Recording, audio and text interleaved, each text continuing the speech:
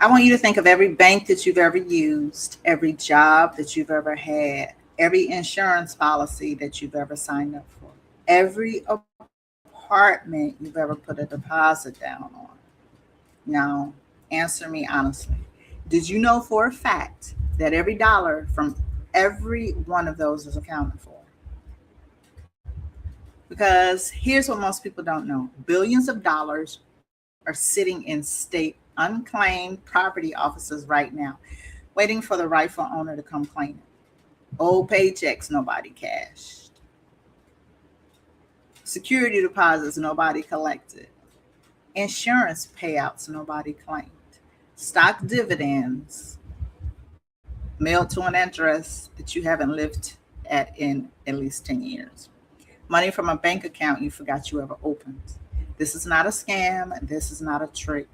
This is real unclaimed money sitting with your name on it, in most cases held by your state government until someone comes looking. Hello, my beautiful people. Welcome back to Let's Talk About It Tuesday. So if you're new here, I'm SaVita, and I'm also known as Olivia Pope of Finance because I help people fix some money situations nobody explains and people find out about the hard way.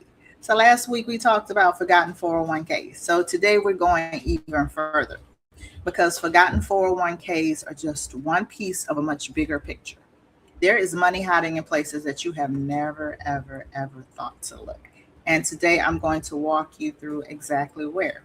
So go ahead and hit that like button, subscribe if this is your first time with us. And if somebody came to mind the second I said forgotten money, your mama, your brother, that coworker who's always moving, share this with them because this conversation gonna put real money back into someone's pocket. So let's start with the question that I get asked the most. SaVita, how how does money even get lost in the first place? It's simple. You have life moves, you move, you change your name, you change your bank, you change jobs, companies merge, banks get bought out, people pass away, and nobody knows what accounts they had. So every single one of those moments creates a gap. And in that gap, money sits, waiting, not stolen, not gone, just unclaimed. So here's what surprises people the most. This isn't rare, this is common. So state treasurers across the country are holding tens of billions of dollars in unclaimed property collectively, and most of it has never been claimed because the owner simply doesn't know it exists. I'm gonna lean in and say that again. State treasurers across the country are holding tens of billions with a B of dollars in unclaimed property collectively because most of it has never been claimed. Most owners don't even know it exists. Nobody stole it. Nobody's hiding it from you on purpose. It's just sitting there because nobody ever told you to go look. So that is exactly what we're doing. So by the end of this video, you are going to know the most common places forgotten money hides, how to actually search for it, and what to do the moment you find something with your name on it, because knowledge changes families. And this is the kind of knowledge that can put money back into your hands this month, not 30 years from now. So let's talk about it. Let's get into it. So where does this money actually hide? Oh, bank accounts. If you open a savings account in a college or when you were in college, or a checking account at a bank that later got bought out, that account may have gone dormant. After a period of no activity, banks are required to turn that money over to the state. The bank didn't keep it, the state is holding it for you. Number two, uncashed paychecks. Maybe you left the job quickly. Maybe your final check went to an old address. Maybe you just never got around to depositing it. That check does not disappear, so it becomes unclaimed property, sitting with the state waiting on you. Insurance policies. A life insurance policy your parents took out on you as a kid, a policy from a job that you had years ago. If a policy matured or a payout was never claimed, so that money sits with the insurance company or the state until somebody comes forward. Old retirement accounts. Now, I know we talked about this in detail last week, so I won't repeat it all here, but it belongs in this list too. Utility and rental deposits. So the deposit you put down on an apartment 15 years ago, if you never got it back and the landlord couldn't reach you, that money may have been turned over as unclaimed property too. And then we have stocks and dividends. Maybe a relative left you shares in a company. Maybe a company that you work for gave you a stock as part of your pay.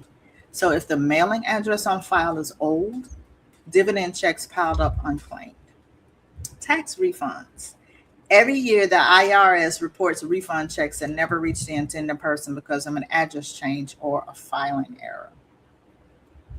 Now, here is a part that gets people. None of these are hidden on purpose. They're hidden by accident, by a move, by a name change, by a life event that happened faster than the paperwork could keep up. Now, I want you to think about your own story for a second. How many times have you moved? How many times have you changed jobs? How many times have you changed your last name? Because I went from my maiden name to my married name, and then I think I want to go back to my maiden name, but I don't know. How many times have you changed your last name? So every single one of those moments is a place where a dollar could have slipped through the cracks. Not because you were careless, because life doesn't pause for paperwork. Now, let me bust a myth while we're here. People think unclaimed money searches are a scam. I get it. I understand why. Now, there are scammers out there who will charge you a fee to find your unclaimed money when the real search is free through your state's official unclaimed property office. Free. Not a service you pay for, not a company that takes a cut. Free. Direct from your state. Now, that's an important distinction because a lot of good people get taken advantage of by companies charging for something they could have done themselves in 10 minutes. So, coming up, I am going to walk you through exactly how to search, what information you need to have ready, and the very first 3 things to do the moment you find something with your name on it. All right, let's get practical. How do you actually search? Step 1. Search every state you have ever lived in, not just the state that you live in now, every state. So if you lived in Georgia for 2 years and moved to Florida, you search both. Unclaimed property is held by the state where the account or check originated, not where you live today. Step 2, search under every name you ever used, your maiden name, your married name, nicknames that ended up on paperwork. So if your name changed at any point in your life, search under the old name too. Step 3, have your basic information ready. You need to have your full name, your date of birth, and the past addresses. So the more specific you can be, the easier it is to confirm a match that's really yours. Now, here is something important. So when you're searching, stick to the official government sources. Your state's unclaimed property division, the National Association of Unclaimed Property Administrators, the Department of Labor, Retirement Saving, Lost and Found for old 401k specifically. Now, those are free. Those are legitimate. Anything asking you to pay a fee up front to unlock your results, that should make you pause and verify before you pay a dime. So let's talk about what happens once you actually find something, because finding it is only step 1. First, you verify that it's actually yours.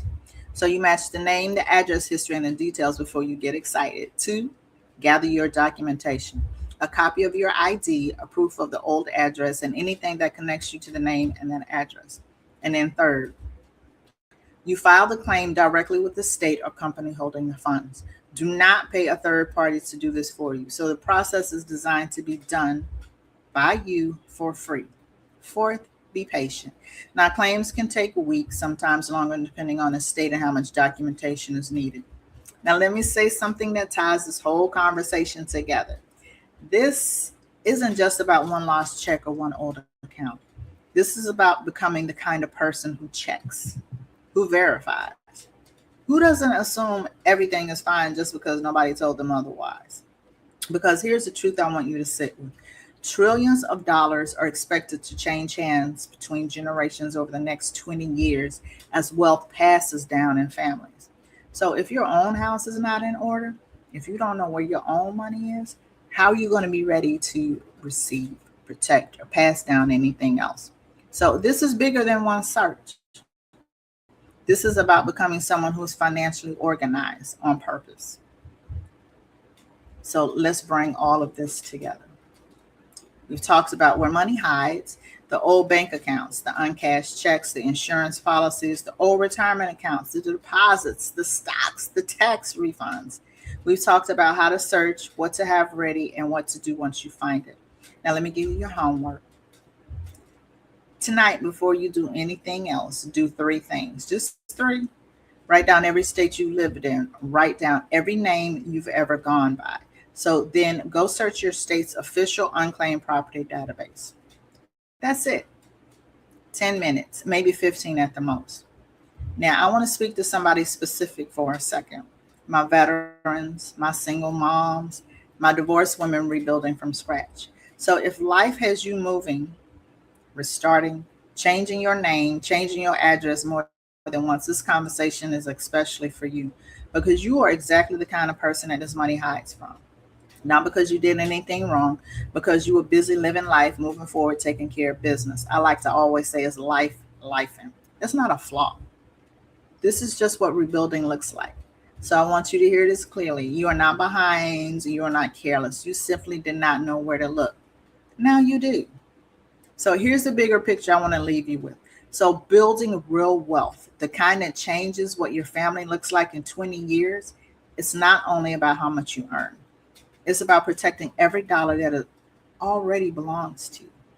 It's about knowing your financial independence number. So the amount you actually need to live life fully on your own terms and making sure nothing you've already earned is sitting forgotten somewhere while you work towards it. So that's what your money team does. They check, they verify. They don't leave dollars on the table or out of habit or hurry. So before we wrap up, drop the word found in the comments if you're going to search tonight. And I'll make sure you get pointed in the right direction. And if you haven't already, hit subscribe because next Tuesday we're talking about one of the biggest lies we have ever been sold about retirement and why it is keeping good people playing small with their money for decades. Because around here, we just don't talk about money. We talk about finding it, protecting it, and making it work smarter for your future. SaVita, the Olivia Pope of Finance. I love God, I love people, and I love to have fun. Remember, if it don't make sense, it don't make dollars. I'll see you next Tuesday. Bye for now.